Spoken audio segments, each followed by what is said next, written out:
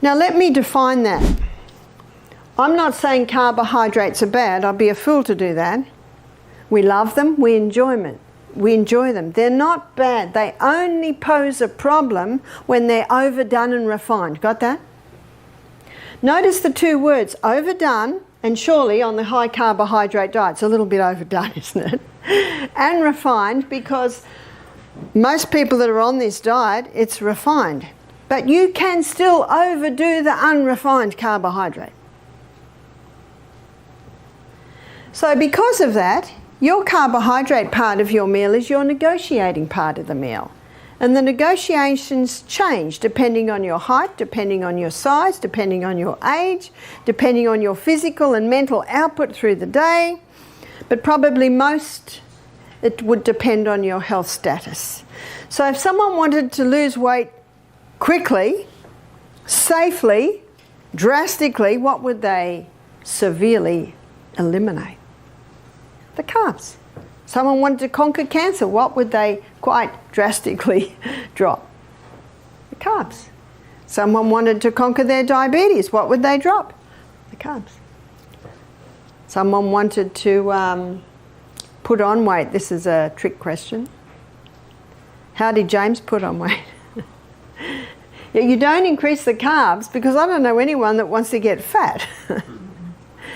In fact, what we find, and we found this last week, that our overweight people lost weight. Our underweight people put on a little bit, and our people who were the right weight, they just stayed the same, and they're all eating the same food.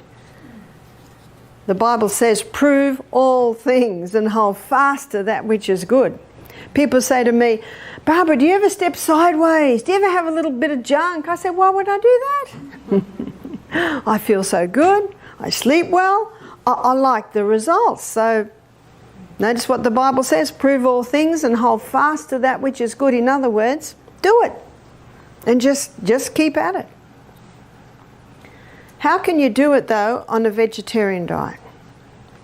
Let's have a look. And we're going to go to Genesis 1:29, where God's telling Adam and Eve what to eat. Because I don't think you can improve on the Garden of Eden diet. Let's have a look at it. In Genesis 1:29, God says, behold, I've given you every herb-bearing seed which is upon the face of the earth. We're going to have a look at the food. We're going to have a look at the protein content and the carbohydrate content. God says, behold, I've given you every herb-bearing seed. So what's a seed? That would be grain. A seed would be legume, like often called the beans. And a seed would also be seed. So let's look at grain. You've got wheat, rye, barley, oats, amaranth, buckwheat, quinoa, so many, rice, so many grains. They are high in protein, but they are also high in carbohydrates. So let's glance over at our carbohydrate list. How many of these are from grain? So we've got grain, grain, grain. We could say grain, grain, grain, grain, grain, because all the cake section. Grain, grain, grain. The majority of our carbohydrate list is from the grain department. What's a legume? That's your chickpeas, lima beans, black-eyed beans, cannellini beans. Well, you call them black-eyed peas, don't you? Lentils, soy.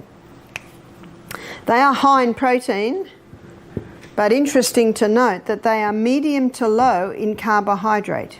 Wow.